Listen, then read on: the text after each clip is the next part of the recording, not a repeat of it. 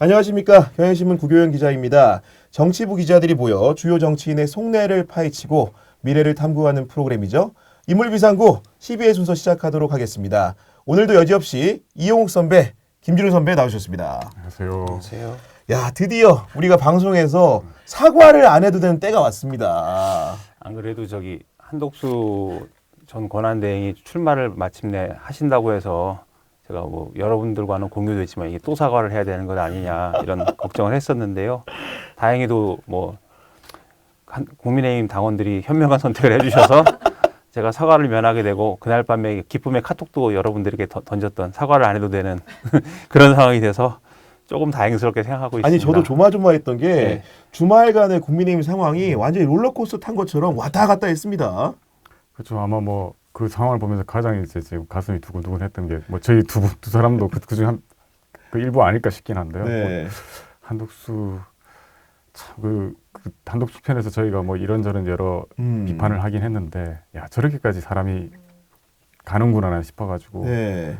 그때 뭐 이제 경향신문 기사에서도 뭐 이제 뭐 8일 만에 퇴장해서 뭐 무대에서 막을 뭐 내려왔다 이렇게 하는데 이게 약간 어떤 의미에서는 내려온 게 아니라 그 추하게 이제 뭐 물러난 거죠. 네. 그러니까 저희 방송 내용에 공감을 했던지 많은 분들이 한독수 클립에 무려 조회수 20만 회 이상의 성원을 보내주셨습니다. 그 기록적인 성과 아니겠습니까? 역시 미운 놈은 더 미워해 해줘야 되는. 네. 저희가 뭐 저도 사과 개인적으로 방송이 아니라 네. 이 감사 방송을 한번 해서 오늘은 감사 방송 네. 해도 될 것 같습니다. 저희가 감사드립니다. 네. 네. 오늘은 어떤 분 인물을 탐구하느냐? 21대 대선 공식 선거운동이 시작되지 않았습니까? 그렇기 때문에 각종 여론조사에서 지지율 1위를 달리고 있는 이재명 후보 캠프에 있는 사람들 그리고 영입된 의외의 인물들이 누구인지 살펴보는 시간을 갖도록 하겠습니다. 이용 선배, 각계에서 합류한 인사들 중에서 가장 눈에 띄는 인물 누구였습니까? 뭐 모든 사람들이 비슷한 것 같은데요. 이게 정은경 전 질병관리청장 도저히 정치를 안 하실 것 같은 분이었잖아요. 그래서 대단히 의외의 인물이었고요. 그때 이제 2020년에 코로나 그때 터졌을 때 2019년 즈음이군요. 그때 터졌을 때 이분이 이제 그 질병관리청장이 이제 네. 처음에 뭐 맡으면서 코로나 대응을 주도하셨죠. 그리고 이제 매일매일 브리핑하시고 검은 머리가 뭐 흰머리가 되시고 그리고 뭐 이제 되게 무평하지만 차분한 톤으로 굉장한 신뢰를 줬죠. 그래서 이제 네. 당시 그 한국이 코로나19 굉장히 성공적인 대응을 했다고 전 세계 칭송을 받았는데 이제 그 대표적인 인물이 그 정은경 전 청장이었고 이분이 그 영국 BBC 올해의 여성 백인 그다음에 맞아요. 타임지 표지 인물로도 나오고 뭐 미국 블룸버그에서는 그 바이러스 헌터 이렇게 불리기도 했었습니다. 그래서 대단히 그러면서도 또 정치권에는 관심이 없을 것 같은 분이었는데 이분이 그 오신 것 자체가 굉장히 큰 뉴스가 아니었나 이렇게 생각합니다. 저도 뭐 가장 의외의 인물이 정은경 전 청장이죠. 이거 뭐 아시다시피 뭐 당시 이제 코로나 대응 때 뭐 정치권 러브콜도 꽤 있었잖아요. 맞아요. 뭐 그 당시 뭐 네. 청와대 국민청원 게시판에 차기 보건복지부 장관 시켜야 된다는 뭐 글도 엄청 많이 올라왔고 그리고 실제로 윤석열 정부 들어와서 이제 보건복지부 장관 그 임명 공석이 있을 때 그 뭐 여권에서도 이제 전 처장 뭐 이야기가 나왔다고 그러더라고요. 그런데 이제 본인이 이제 고사를 했다고 그러고 그리고 실제로 이제 윤석열 정부 들어서 이제 그 청장 퇴임하고 난 뒤에는 이제 서울대로 돌아갔죠. 그래서 뭐 이분이 사실상 정치권에서 선을 긋는 거 아닌가 이런 생각이 네. 들었는데 근데 실제로 이제 민주당을 취재를 해보면 이제 이번 대선 앞두고 영입해렸던 인사 리스트 중에 정 청장이 제일 초기부터 계속 있었다고 그러더라고요. 그렇군요. 그래서 이제 뭐 이제 민주당이 이번에 선거 전략 키워드 중에 하나가 이제 위기 극복이잖아요. 네. 위기 극복 메시지를 내는 데는 제일 이제 맞는 사람이다 생각해서 총괄선대위원장으로 영입했다고 합니다. 네. 제가 듣기에도 사실 지난 4.10 총선이 있잖아요. 그때도 이제 정은경 전 청장을 영입하려고 굉장히 공을 들였다고 알고 있는데 그때만 해도 정치권의 러브콜을 거절했는데 이번에는 그가 왜 들어왔을까요? 그래서 저도 좀 이것저것 많이 좀 취재를 해보려고 했는데 실제로 뭐 그 전에 러브콜을 하면서 어떤 관계가 있었는지 모르지만 일단 그렇게 되면은 이재명 후보하고 관계가 제일 궁금해지잖아요. 근데 그렇죠. 알아보니 그 개인적 연이 있었던 건 아니고 코로나19 할 때 정은경 총장이 그 언론 인터뷰에서 한 얘기입니다. 그때 이제 연석회를 했었다. 그러면서 이제 처음으로 봤다. 그리고 이제 그게 비공식적인 자리에서 본 적은 없고 이게 이제 그때 연석회의에서 본 게 처음이자 마지막이다 이렇게 했는데 그 회의 이름이 뭐냐면 K방역 긴급 당정 광역단체 점검회의였습니다. 그래서 이때 좀 자주 본 것 같고요. 또 이제 좀 알아보니 당시 이재명 그 경기지사의 경기도가 굉장히 코로나 방역을 세게 했어요. 그래서 이제 그때 질병청하고 교류가 잦았다고 하고요.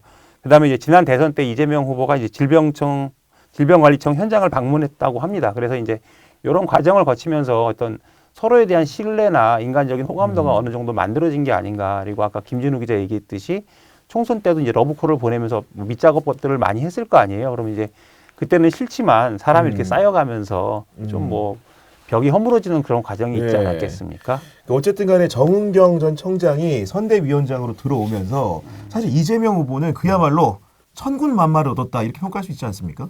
그렇죠. 이제 이분이 이제 기본적으로 가지고 있는 가장 큰 자산이 이제 신뢰라는 자산이잖아요. 그리고 뭐 코로나 대응 과정에서 이제 가장 이제 국민들이 불안해하고 있을 때 이제 극복할 수 있다는 믿음을 줬잖아요. 그래서 이제 뭐 민주당이 아까 뭐 제가 말씀드렸지만 위기 극복 메시지 강조하기 위해서는 이제 이 선대위원장을 영입을 했고, 뭐 이른바 이제 이재명 후보에 대해서 사람들이 약간 불안해하고 있는 것들 그런 데 대해서 이제 안정감을 주는 역할, 그리고 이제 뭐 신뢰를 주는 역할을 하는 거죠. 그리고 이제 아까 뭐 잠깐 그 기본적으로 비정치권 인사니까 보통 이제 선대위 꾸리는 과정에서 이제 이른바 통합해가지고 네. 뭐 그런 메시지 주기 위해서 이제 주로 이제 뭐 여러 뭐 개파들을 아우르는 통합형 선대를 만드는데 뭐 이번에 보면 이제 뭐 보수 책사였던 윤여준 전 장관도 오고 그다음에 뭐 그 이명박 정부 부채차장이었던 이석연 전 차장도 그러니까요. 나오고 그다음 네. 뭐 강금실 뭐 그다음 이런 분들까지 나오는데 이분은 이제 어떻게 보면 비정치 전문가까지 아우른다. 민주당 오. 입장에서는 우리는 이렇게 어떻게 보면 진짜 통합형이고 네. 포용형이다라는 것을 보여주는 역할을 할 수 있는 거죠. 아니 말씀 듣다 보니까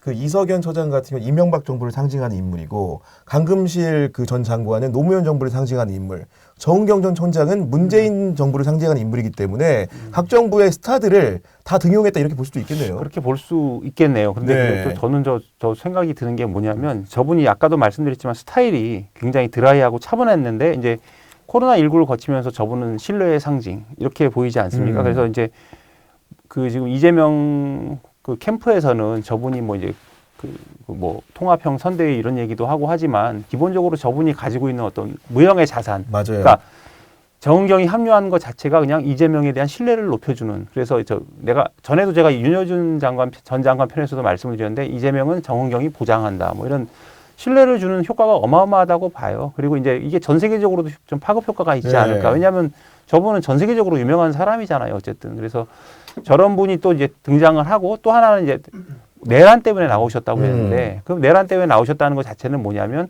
윤석열이 한 내란이 얼마나 미친 짓인가 이런 걸 보여주고 또 그런 윤석열 그 탄핵을 반대하고 계엄을 옹호했던 그 국민의힘과 김문수는 얼마나 정당성이 없는 후보인가 이런 것들을 국민들에게 좀 각인시켜주는 효과도 좀 있다고 봅니다. 지난번 이제 지난 7일인가요? 정강정책 연설에 나오셨더라고요. 그때 했던 말 중에 이제 평범한 시민으로 돌아간 자기가 왜 이 자리에 섰냐. 그게 이제 코로나 때만큼 절박한 심정이기 네. 때문이라고 하더라고요. 그게 이제 어떻게 보면 이게 이제 윤석열 내란 이런 걸 보면 이제 어떻게 보면 이 상황들을 보면 이 평범한 뭐 이른바 민주공화국 시민들이 봤을 그렇죠. 때는 네. 도저히 이거는 가만히 있을 수 없다라는 생각을 하게 되는 거잖아요. 이렇게 그러니까 어떻게 보면 이제 계엄을 막은 것도 평범한 시민들이고 그다음에 이제 윤석열 파면 이끌어낸 것도 평범한 시민이기 때문에 어떻게 보면 뭐 이번 선거 과정을 통해서 내란 종식을 위해서 날려갈 때 또 결국에는 평범한 시민들이 나서야 하지 않냐 이런 메시지를 주는데도 되게 맞춤인 인물이죠. 예.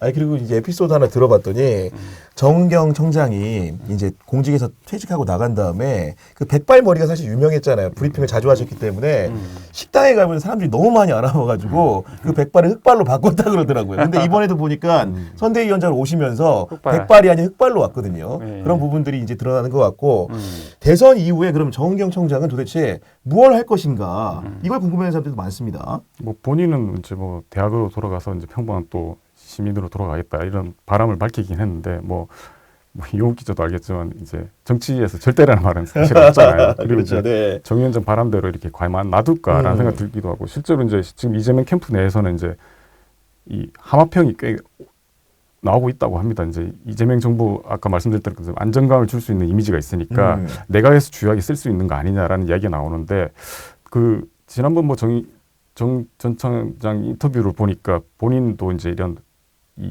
감염병 대응 현장 경험들이 있기 때문에 네. 그런 거에 필요하다면 언제든지 할 의향은 있다라는 식으로 이야기를 하더라고요. 그래서 뭐 굳이 내각이 아니더라도 이제 뭐 보건의료라든가 공공복지 관련한 뭐 정부 기구라든가 위원회 이런 쪽에서 역할을 할 수 있겠죠.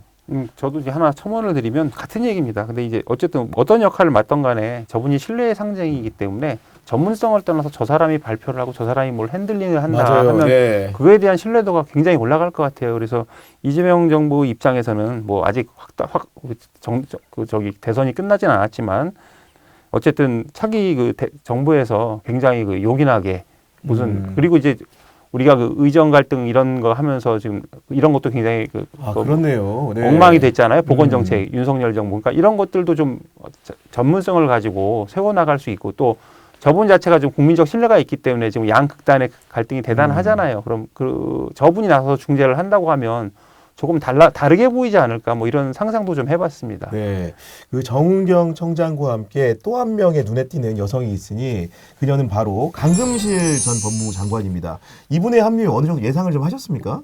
뭐 그 전부터 사실 말이 계속 나왔기 때문에 뭐 가지 않을까라는 생각을 했는데, 근데 사실은 이분이 이제 정치권을 떠난 지가 꽤 됐죠. 2008년인가에 네. 아마 통합민주당 최고위원 끝으로 사실 정당 정치에서 손을 뗐습니다. 그리고 그 이후에는 사실 뭐 민주당 계열 이제 정치인들 후원회 회장 뭐 이 정도 하면서 했고, 그런데 이제 이번에 보니까 이제 정치권 이번에 이제 선대위 참여 이유도 보니까 정은경 청장하고 비슷하더라고요. 기본적으로 이제 이 뭐 간절한 마음, 뭐 절절한 마음 이런 얘기를 하는데, 이게 뭐 이번에 이제 민주당 선대위 출범식에서도 그런 말 하더라고요. 국민들이 이제 여전히 이제 일상에서 내란과 싸우고 있다.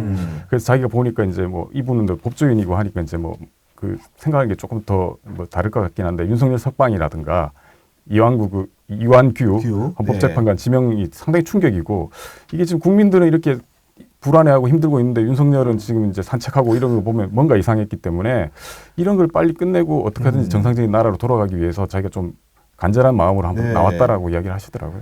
아니, 강금실 장관은 사실은 최초라는 수식어가 굉장히 많은 분인데 노무현 정부에서도 최초의 여성 법무부 장관을 하지 않았습니까? 네, 그렇죠. 그때 상당히 이제 쇼킹했었고, 그래서 과연 법무부 장관을 잘할 수 있을까 이런 좀 약간 의아한 마음도 있고, 그냥 인기영합적 인사 아니냐 이런 좀 비판도 있었지만, 본인 자체가 워낙 튀고 발랄한 언행을 하셔가지고 국민적 인기가 높았죠. 근데 검찰에서는 굉장히 좀 저항이 심했던 것이 기억이 나고요. 그래서 그때는 뭔가 좀 인기 인사인데 과연 법무부 장관으로 성공을 했을까 이런 거에 대해서는 이제 검찰 개혁이 어쨌든 미완의 과제로 남았기 때문에 꼭 성공했다고 보기는 좀 어려운 것 같습니다. 다만 저분이 사리사욕에 의해서 움직이지는 않았기 때문에 그리고 이제 그때 한번 실패했으면서 그 시행착오로 인한 경험이 쌓이지 않았겠습니까? 그래서 뭔가 이번 선대위 합류에서도 뭐 저분이 존재하는 것 자체로 이제 검찰 개혁의 의지와 상징 이런 것을 보여줄 수 있는 아주 괜찮은 인사죠. 당시 이제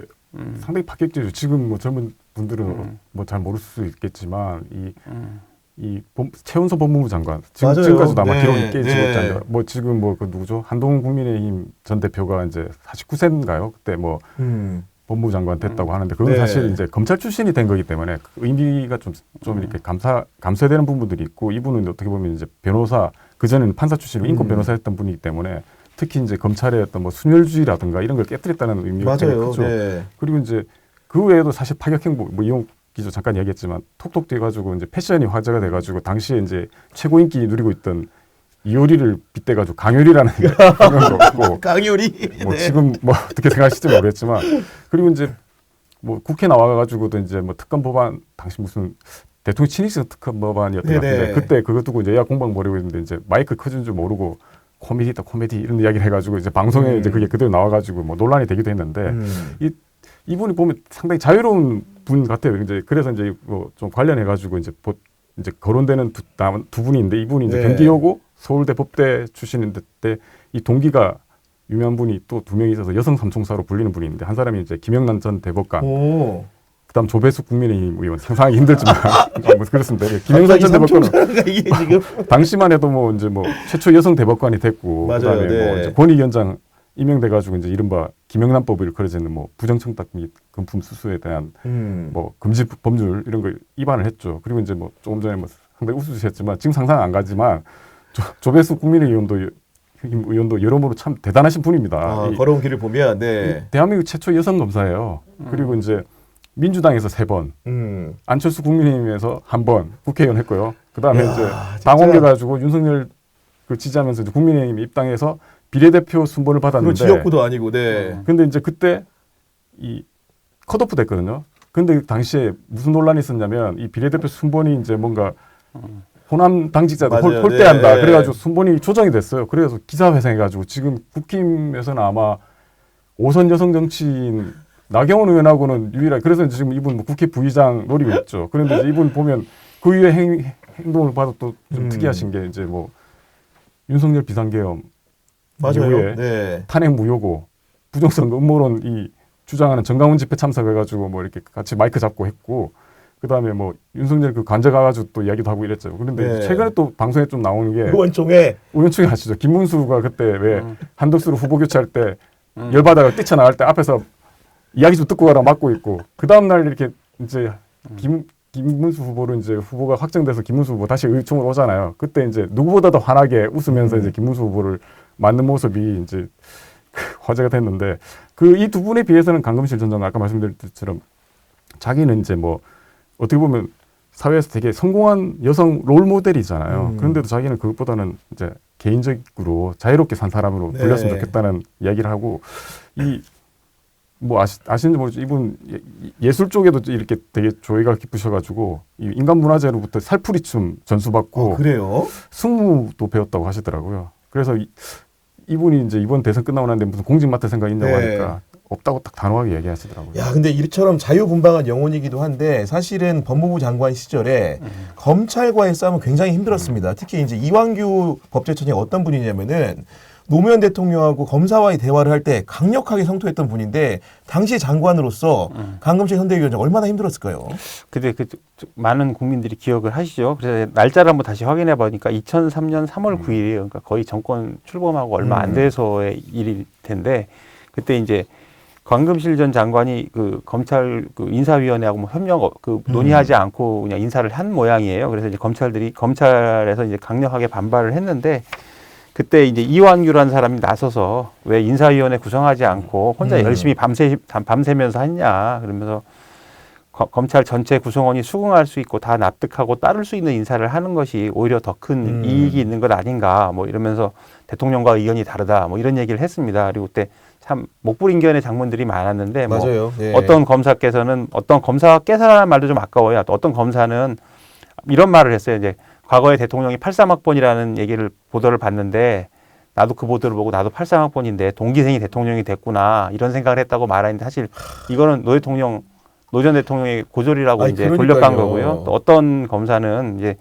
대통령은 토론의 달인이지만 우리는 아닌 아마추어다. 그래서 저희들을 이제 제압을 하려면 이거 토론은 무의미하지 않냐, 이렇게 얘기를 했습니다. 그래서 그때 노 전 대통령이 이쯤 되면 막가지 하는 거죠, 이렇게 얘기를 했고, 그래서 그때 검사스럽다, 이제 뭐 무례하다는 뜻이죠. 근데 이때 보면 강 전 장관 옆에 앉아 있는데 사실 좀 약해 보이는 그런 이미지였어요. 그래서 강 전 장관이 나중에 좀 본인도 얘기를 하신 것 같은데, 좀 힘에 붙인다, 힘에 붙였다, 이렇게 얘기를 하신 인터뷰를 제가 본 적이 있고요. 여기 좀 여담인데, 강 전 장관 다음에 하신 분이 그 천정배 전 맞아요. 의원입니다. 네. 근데 이분이 그때만 해도 이제 원래 그 노무현 캠프에 간 1호 의원이었어요. 나중에 결별을 하시긴 하셨지만. 그리고 이제 이분이 법무부 장관하고 나오시면서 이제 그때 식사 자리에서 제가 들은 것 같은데, 그때만 해도 노무현 정부에 대한 비판을 안 하실 때였거든요. 근데 그때 약간 비판에 속을 들여내면서 하시는 말씀이, 내가 첫 번째 법무부 장관으로 갔어야 했다, 이런 말씀을 하세요. 그래서 왜 그런 말을 하냐면, 저 검찰을 가서 좀 길들였어야 되는데 찍어 눌렀어요. 네. 그런 표현을 쓰진 않았습니다. 그분은 원래 정제된 말씀을 맞아요. 하시니까. 네. 근데 뉘앙스는 내가 가서 이걸 처음에 했어야 된다. 근데 강 전 장관이 좀 약간 유약하시지 않았나, 이런 이제 뉘앙스의 말씀을 하시더라고요. 그래서 본인도 인정을 하셨고, 그래서 좀 그게 좀 본인한테도 아쉬움으로 남고, 지금 지금 22년 전이네요. 맞아요. 네. 지금도 저한테 굉장히 기억에 남는 장면입니다. 그 평검사 대화 관련해서 한 가지 좀 지적하고 싶은 게, 당시에 이제 뭐 이완규 비롯해서 평검사 대표들 주장 핵심이 그거잖아요. 인사권 이야기잖아요. 그러니까 법무부 장관이 가지고 있는 검사 인사 제초권을 줘야 검찰총장에 넘겨라. 그래야 이제 뭐 독립성, 정치적 중립성이 확보된다고 하잖아요. 그래서 뭐 그 이완규 전 차장도 그 당시에 뭐 검찰총장한테 인사권 주면 견제가 불가능하다라는 강 전 장관 말에 별도 인사 위원회 구성하면 견제할 수 있다 주장을 했죠. 근데 이제 음. 지금 20몇 년 지나서 이런 주장을 하는 검사가 지금 과연 있냐라는 생각이 좀 들고요. 거꾸로. 네. 그리고 뭐 사실 윤석열 정부 들어가지고 검찰 첫 고위직 인사가 그 당시 검찰총장 임명 안 된 상태였거든요. 공석인 상황에서 임명이 그 인사가 이루어졌어요. 거기에 대해서 검사들 쪽에서 반발한 사람은 아무도 없었습니다. 그리고 이제 지금 현직 검찰총장이 대통령이 되니까 그 뒤로 뭐 민정수석, 법무부 장관, 검찰총장을 다 자기 뭐 선후배 검사들로 채웠잖아요. 그래서 지금 보면 과연 이 국민들이 검찰들이 지금 뭐 정치적 중립, 독립성이 이루어놓고 네. 있나 이런 생각 별로 없고 당시 이제 노무현 전 대통령이 그 회고록에서 그 이야기를 했어요. 자기는 이제 이 평검사들과 대화를 통해서 이제 검찰의 중립성 확보 이런 걸 좀 해주려고 했다. 오히려 평검사의 권한을 보장해주기 위해서. 그런데 그죠? 네. 뭐 그리고 자기는 이제 했다고 생각하는데 그런데 검찰 쪽에서는 계속 했던 말을 계속 기계적으로 반복만 하고 결국에는 특권 내려놓기 이런 데 대해서는 아무 말 안 하더라라고 얘기를 하더라고요. 여하간 미완의 개혁에 그치기는 했지만은 노무현 대통령이 강금실 전 장관을 발탁한 이유가 있을 것이고 그녀가 추진했던 개혁 과제들이 좀 있지 않습니까? 예, 그렇죠. 그래서 일단 뭐 하지 못했지만 이제 호주제 폐지를 해냈고요. 그다음에 네. 뭐 구치소, 교도소 재소자들의 인권 향상에도 노력을 많이 했다 이런 평가를 받습니다. 그리고 이제 뭐 아까도 말씀드렸지만 정책과 별개로 개인적 인기도는 굉장히 높았어요. 그러니까. 그래서 네. 좀 정부가 그때 노무현 정부가 좀 어렵고 국민적 인기가 떨어진 상황에서 저분은 상당히 인기가 높았다. 그리고 지금도 강금실하면 우리는 이제 기억을 하게 됩니다. 그래서. 네. 그래도 네. 역시 인기를 말씀해 주셨는데 강요리라는 별칭이 있다고 하셨고 그러다 보니까 정치권에서도 가만히 놔둘 수가 없죠. 그러다 보니까 2006년도 서울시장 선거에 도전했습니다.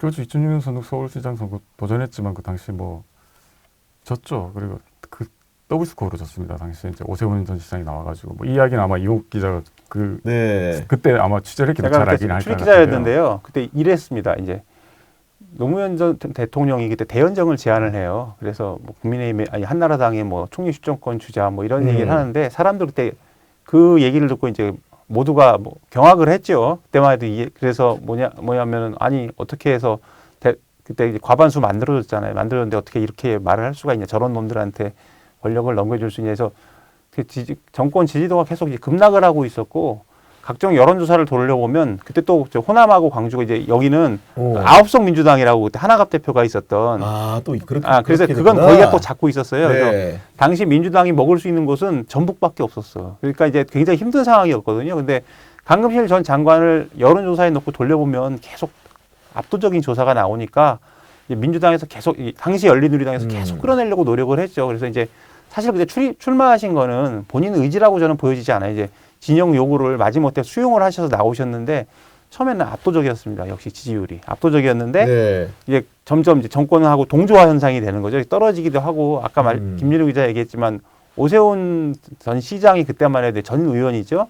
초선만 하고 이제 뭐 국회 뭐 정치개혁법 만들어 놓고 자기는 호련히 떠나는 식으로 모양을 만들어서 나갔었기 때문에 이분도 좀 화제성이 있었어요. 그래서 어쨌든 강 전 장관이 살짝 꺾이는 와중에 오세훈이랑 후보가 들어오면서 이제 바람이 꺾였고요. 결국은 이제 노무현 정부의 그 낮은 당시의 지지율 이런 걸 넘지 못해가지고 패하긴 했습니다. 그래서 제가 그때 좀 드는 생각이 뭐냐면 그 노 전 대통령은 이제 시대를 앞서갔고 근데 우리 시대는 이제 그런 노무현을 이해하지 못했고 맞아요. 네. 그 여파는 이제 강 전 장관이 맞았다. 뭐 이렇게 좀 정리를 할 수 있겠습니다. 그 이제 어떻게 보면 본인에게 뼈아픈 패배 이후에 정치권과는 굉장히 큰 거리를 두지 않았습니까? 뭐 선을 그었죠. 그리고 이제 뭐 그 이후에 뭐 이름이 올라왔던 건 이제 후원회장 정도 이름이 올랐고 근데 이분이 보니까 이제 2008년인가요? 법무법인 원 대표 변호사 활동하는데 그 외에 뭐 문화나 환경 쪽에서 활동을 꽤 많이 하셨더라고요. 네. 그래서 이제 가톨릭대 생명대학원에 진학을 했습니다. 그 늦은 나이에. 그렇군요. 네, 그리고 이제 그 당시 뭐 생태 신학자 토마스 벨이라는 분을 만나가지고 이분이 뭐 지구적 관점에서 이 인간을 보고 환경을 말하는 지구법학의 창안자라고 해요. 그래서 이제 이 대학원을 끝내고 난 뒤에 2015년에 재단법인 지구와 사람이라는 걸 만들어가지고 지구법학 연구하고 그다음에 뭐 글로벌 환경 담론 확산을 위해서 노력을 했고 그래서 아마 이게 이런 것 활동이 연결돼가지고 2021년도에 이제 이재명 경기도지사 시절에 네. 기후 대응 뭐 산업전환 특별위원회 공동위원장도 있고 그다음에 김동연 경기도지사 시절 때 경기도지사 들어와서는 경기도 기후대사를 했는데요. 이게 좀 여담이긴 한데 옛날 이제 저희 경향신문이 지난해 10월이 이제 창가 78주년 맞아가지고 이 버려지는 물건들 뭐 이런 생애사를 조명하는 기획 기사를 썼거든요. 당시 그러면서 이제 취재 과정에서 이제 습득했던 물건들을 한번 이렇게 좀 재구성해가지고 이 전시회를 한번 해보자라고 해가지고 쓰레기들 모아가지고 만든 뭐 쓰레기 오비추어라는 전시회를 한 일주일 정도 했어요. 그런데 제가 이제 그때 그 전시를 했던 후배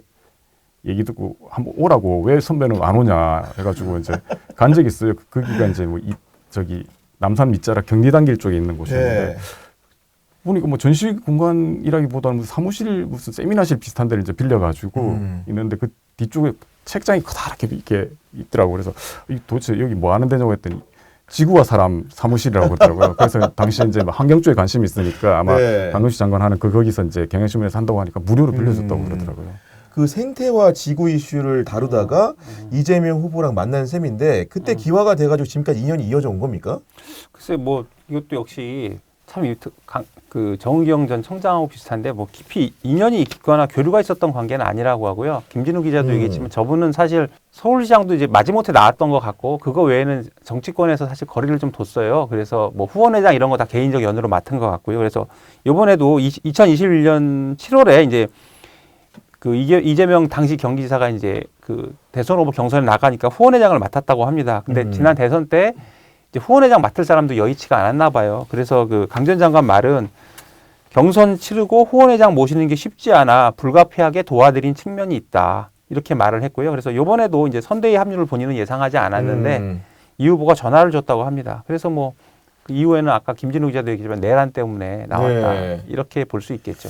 그 아까 네, 이제, 예. 보면 이제 민주당 쪽에도 물어보면 야, 왜 들어오게 되신지 뭐 아마 이른바 뭐 핵심들 빼놓고는 사실 뭐 잘 모르겠죠. 그리고 강훈식 장관이 이제 제일 처음에 김민석 최고위원 전화를 먼저 받고 와서 그렇게 뭐 할 일이 크게 많지는 않으니 와서 도와달라는 이야기를 듣고 그 다음에 이재명 후보로부터 이제 전화를 받았다고 하는데 이 본인도 이제 자기가 선대위 합류할 거라고는 전혀 예상을 못했다고 하는데 다만 이제 캠프 내에서 이런 이야기는 있더라고요. 이 강훈식 전 장관을 굳이 이제 총괄 선대위원장으로 앉히는 게 무슨 의미가 크게 있냐. 네. 이게 이제 아까 말씀드렸던 그처럼 어차피 뭐 지금 총괄 선대위원장이 김경수, 김부겸 해서 뭐 노무현 문재인 정부 주요인사들이 들어와가지고 통합 메시지는 충분히 줬는데 이분은 어떤 메시지를 주려고 하냐 모르겠다라는 말은 있는데 사실 이거는 보면 캠프 내에서 약간 시기성 내지는 견제용 발언 아닐까 이런 생각 좀 듭니다.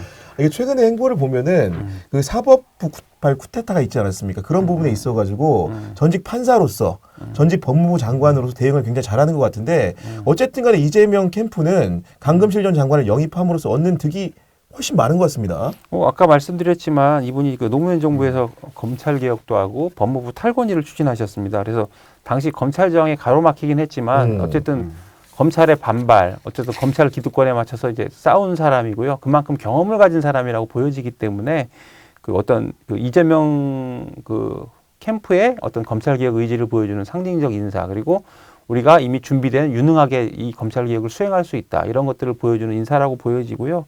실무적으로 이제 본인이 아무 역할도 안 하시겠다고 했으니까 다만 이제 뭐 정책을 실행하는 데 있어서 뭐 음으로 양으로 시행착오를 줄이는 데 도움을 주실 수 있지 않을까 이런 생각이 들고요. 뭐 아까 김준우 기자 말했지만 오히려 다른 데 관심이 많으시기 때문에 안 하실 것 같은데 다만 다른 데 관심이 많잖아요. 뭐 예술에도 관심이 많으시고 맞아요. 뭐 시민운동 그다음에 뭐 예술 후원자 이런 거 있기 때문에 오히려 이제 선거 과정에서 그런 분들을 이재명 지지자로 끌어오는데 일정 부분 역할을 하지 않을까 네. 이런 생각을 해봤습니다. 저도 아까 조금 전에 말씀드린 그렇죠. 민주당 뭐 캠프 내에서 이분 왜 총괄 선대위원장 맡겠는지 모르겠다고 약간 견제원 발언했다는데 그 이용 기자 말한 그 덧붙이자면 이분이 이제 아까 말씀드렸던 것처럼 첫 여성 법무부 장관이고 어떻게 보면 이제 여성 사회 진출에서 되게 롤모델이잖아요. 그리고 이제 소수자 인권이라든가 환경 이런 데 대해서 계속 꾸준히 목소리를 내온 인물이니까.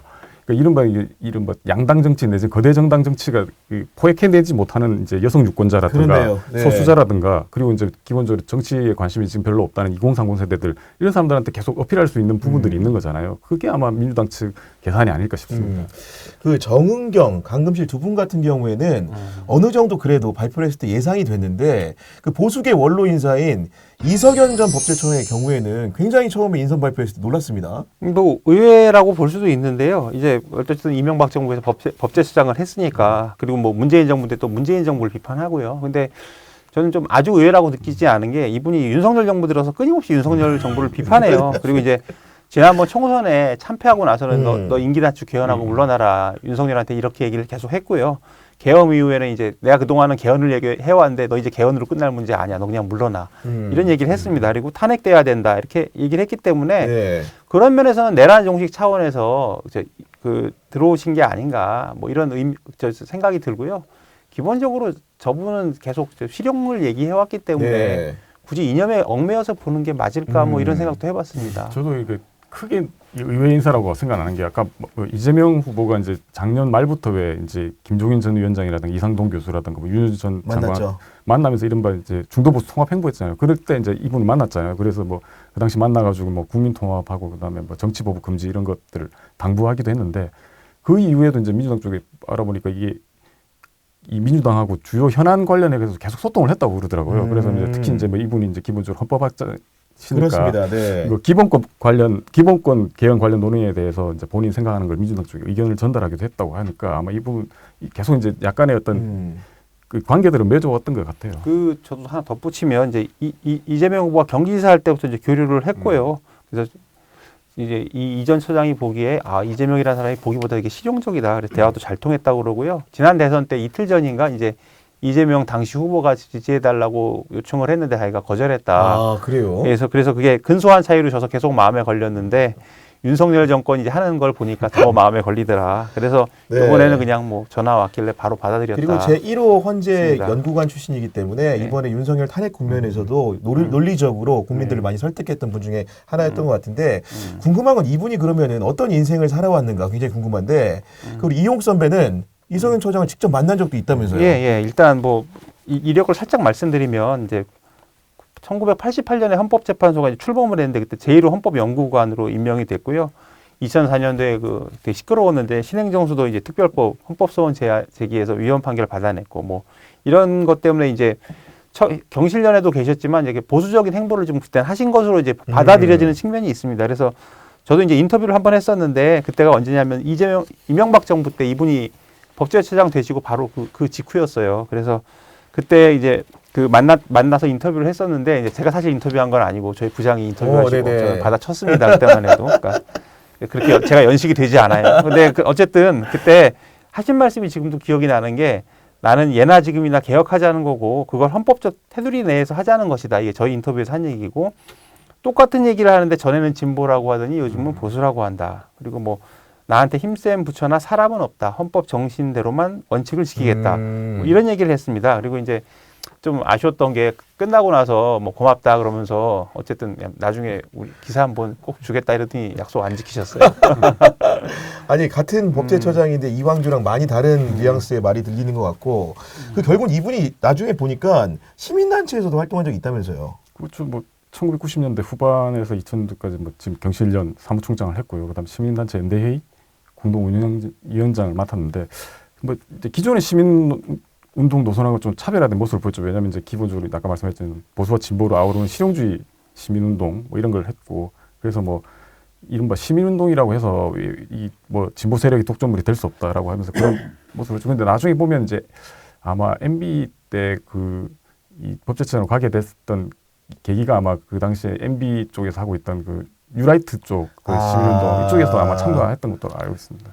이명박 정부의 의회로 그때 그런 분들이 많이 들어가 있어요. 의원들도 그렇고 저는 기억에 남는 게 이제 우리 문제적 인물인 홍준표 전 대구시장이 네. 그때 한나라당 대표를 하셨는데 그때 오세훈 전 시장의 그 무상급식 주민투표 이후로 이제 사퇴하면서 언격결에 이제 그 그 보궐선거가 열리는데 그때 이제 박원순 원래는 이제 안철수 의원이 나오려다가 이제 박원순 전 시장 맞아요. 때문에 네. 본인은 이제 양보를 하고요. 그때 박원순 바람이 좀 불 때인데 자기네들이 이제 머리를 쓴 게 누구냐면 이석연 전 처장이었어요. 그러니까 시민단체 대 시민단체. 뭐 그래서 지금도 기억나는 게 저분이 원래 어디서 튀어나온 게 아니고 그때 기자들은 생각도 안 하고 있었는데 전에 제가 그 홍준표 편에도 말씀드렸던 것 같은데 조선일보 일면에 갑자기 저 프레임을 내놓은 거예요. 시민단체 대 시민단체. 근데 사실 그때 좀 인기는 없으셔서 뭐 좀 뭐라고 그럴까 파급력은 없으셨고 결국 이제 못 나오시게 됐죠. 아니 근데 이쯤 되니까 좀 네. 헷갈리는 게 이분의 이념적인 스펙트럼이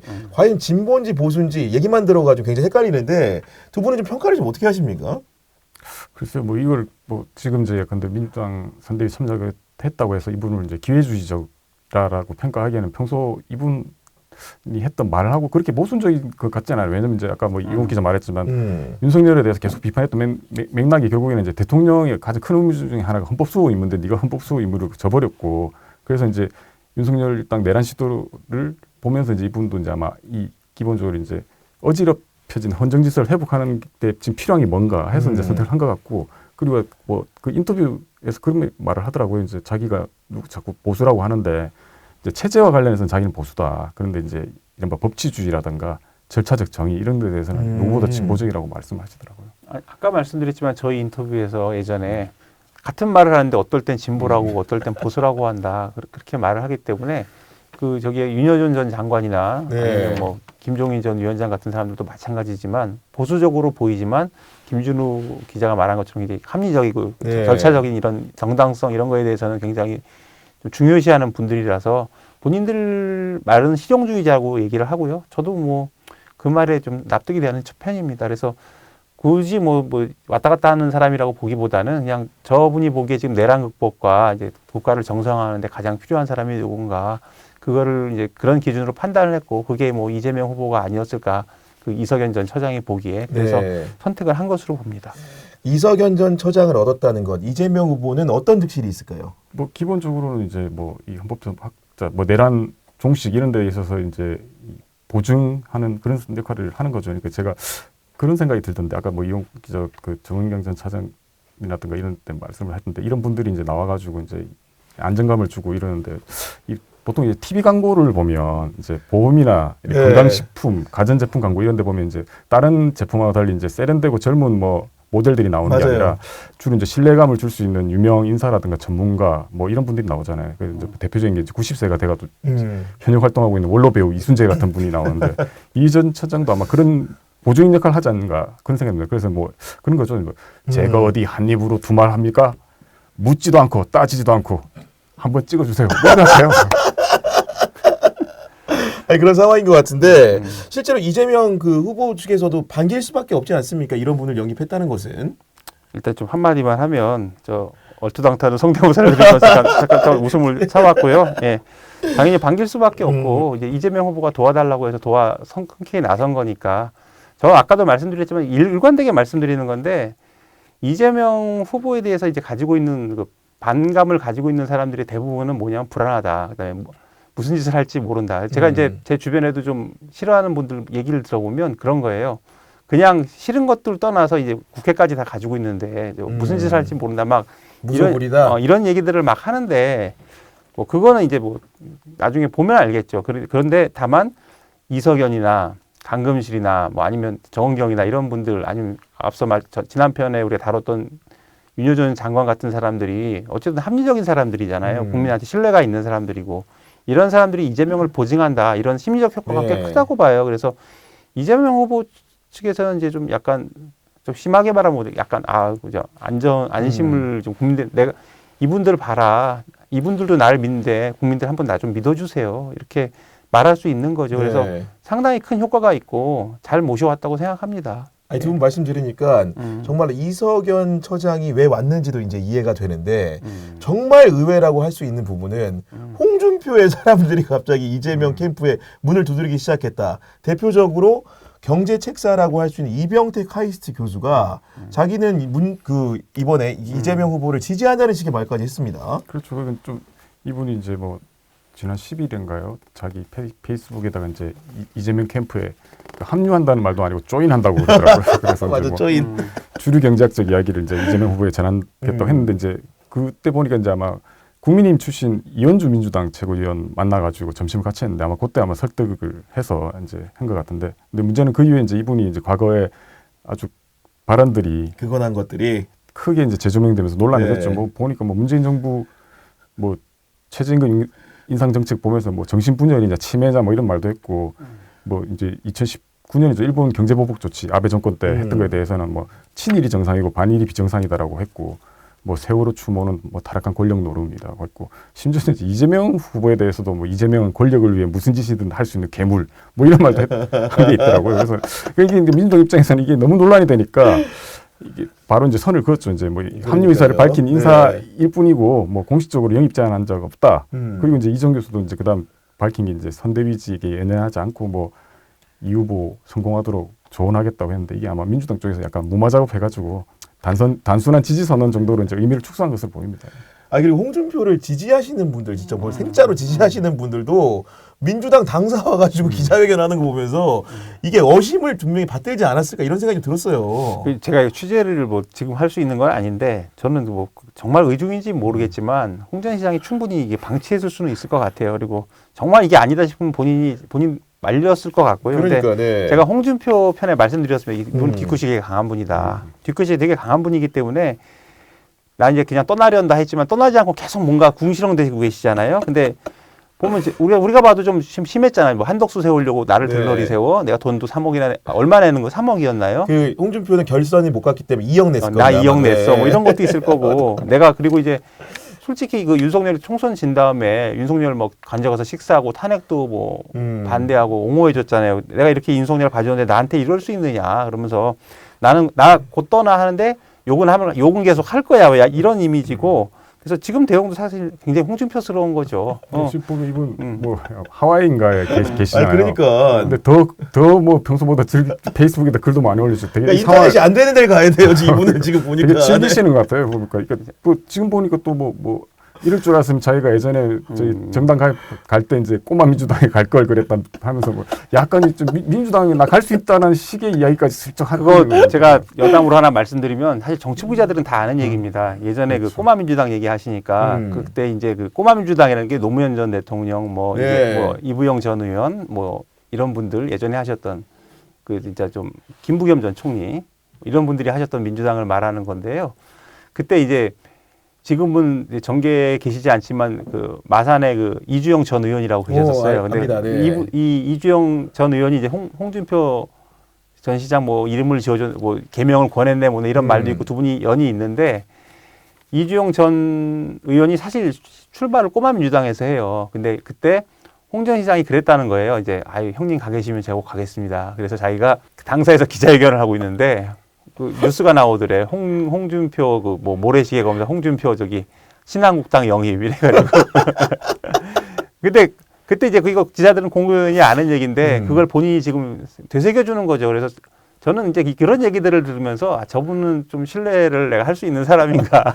아니 한 칸 더 여쭤보면은 그럼 네. 이번에 대선이 지금 불과 얼마 안 남았는데 그 홍준표 후보가 이재명 후보 지지선을 할 것 같습니까? 선배 보시기에? 아 이거 또 사과해야 되는데 이거 정말 생각 안 해봤는데요. 네. 아 뭐 사실 저는 관심 없어요. 근데 그래서 저는 그래도 이번에 지지까지는 지지까지는 안 할 것 왜냐하면 같다. 네. 본인도 자기가 좀 전까지 경선을 치렀는데 설마 하겠냐 싶지만 상상을 초월하는 분입니다. 그래서 상상을 저는 사실 저 한나라당 네. 열린우리당 이거 아주 어렸을 때 해보고 사실 반장 잠깐 해서 사실 홍 전 시장 잘 몰랐어요. 근데 그 짧은 시간에 정말 강렬하게 제가 인상을 받아가지고 제가 지난번에 말씀드린 거 틀린 거 없잖아요. 아니 그러니까 네. 그 보면 어떤 사람인지 알 수가 있어요. 그래서 상식으로 보면 지지선을 안 하는 게 맞는데 에라 하고 확인해. 근데 또 김문수 지지한다고 얘기도 했었잖아요. 아니 그러니까 네. 이제 이번에는 좀 어렵지 않을까. 이러고 또 잘못되면 또 사과하겠습니다. 근데 그거 별개로 이제 지금 보면 이제 이재명 후보가 계속 이제 홍 전 시장한테 러브콜 보내고 있잖아요. 강하게 하고 있습니다. 그래서 뭐 낭만 정치인이다 뭐라고 하기도 하고 뭐 막걸리 한 잔 나누자 이런 말 하는데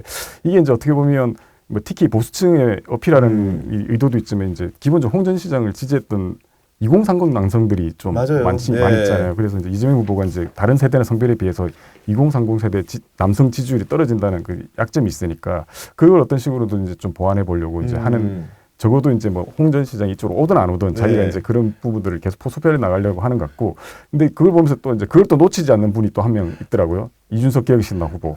홍 전 시장 출국할 때 공항까지 다 가가지고 배웅한 거 그러니까, 그것도 네. 올렸더라고요.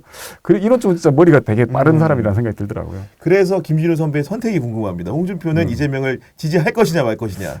저는 뭐 지금 상황을 그냥 즐길 것 같아요. 계속 아 즐긴다. 계속. 네. 같이 사과하게 되겠습니다. 잘못되면. 네. 할 듯 말 듯 계속 그러고 있을 것 같아요. 굳이 뭐 지금 그렇게 안 밝히더라도 나중에 네. 모르겠습니다. 정권이 바뀌고 나면 본인한테 또 한번 기회가 올 수도 있는데 그 기회가 뭔지는 모르겠어요. 이 정부, 그러니까 새로운 정부 내에서의 기회일지 아니면 여당 내에서의 기회, 그러니까 네. 지금 이제 국힘 내에서의 기회일지는 모르겠지만 제가 듣기에는 1996년도 이제 15대 총선 동기가 김민석 의원이래요. 그래가지고 생각보다 과거에 뭐 대구시청도 방문할 정도로 따로 사적으로 방문할 정도로 친하기 때문에 김민석 라인을 통해서 이현주 라인을 통해서 계속 물밑에서는 작업을 하고 있다고 알려져 있는데 근데 너무 얼마나 안 남았기 때문에 충분히 작업할 수 있죠. 근데 하여튼 뭐 우리가 평소에 상식을 생각하면 이번에 하는 거는 좀 말이 안 되는데 뭐 잘못되면 또 그때 사과드리겠습니다. 네, 마지막으로 인물비상구의 시그니처 순서죠. 오늘의 한 줄 평 두 분께 부탁드립니다. 역대 대선을 보면 이제 뭐 명망가들 세워가지고 뭐 약점 보완하고 했기도 했고 이제 뭐 되게 고전적인 전략이잖아요. 이게 뭐 상대 진영 인사들을 이렇게 내세워가지고 하는 게 그리고 뭐 박근혜 때는 이제 한강옥 전 비서실장 DJ 정부 때 했고 뭐 윤석열 때는 뭐 김병준 전 교육부 장관이고 이런 했는데 이게 이번은 그거 조금 다른 것 같아요. 그래서 이제 제가 뭐 짧게 하면 정은경, 강금실, 이석연 등은 선을 넘어온 사람이 아니다. 선을 지킨 사람이다. 아, 선을 지킨 사람이다. 내란 종식을 위해 민주공화국 시민으로서 할 수 있는 일들을 우선 생각한 사람이다. 아, 부담 많이 되시겠는데요? 뭐 저는 뭐 늘 생각하는데 이제 정은경, 강금실, 이석연은 네. 이재명의 반창고다. 반창고다. 그래서 이제 대선 후보 이재명의 약점을 더 보완해주고 이제 네. 약간 좀 이재명을 보증해주는 사람들이다. 이런 사람들이고 예전에 영화 중에 반짱고라는 게 있었습니다. 반짱고요? 반창고라는 게 있었습니다. 반창고. 예, 예. 약간 이렇게 그래서 무슨 말인가 했더니 친숙한 발언이래요. 그래서 뭐 반창고다 아니면 반창고다 뭐 이렇게 말하고 싶습니다. 알겠습니다. 정치부 기자들의 본격 정치인 사담의 인물비상구는 여러분과 함께하는 프로그램입니다. 유튜브 경향TV 커뮤니티에 접속하셔가지고요. 보고 싶은 정치인, 듣고 싶은 정치인 이름을 적어주시면 저희가 적극적으로 반영해서 방송하도록 하겠습니다. 지금까지 이용옥 기자, 김준우 기자와 함께했습니다. 저희는 다음 주 일요일 또 13회 순서로 찾아뵙도록 하겠습니다. 오늘도 함께해 주신 여러분 감사합니다.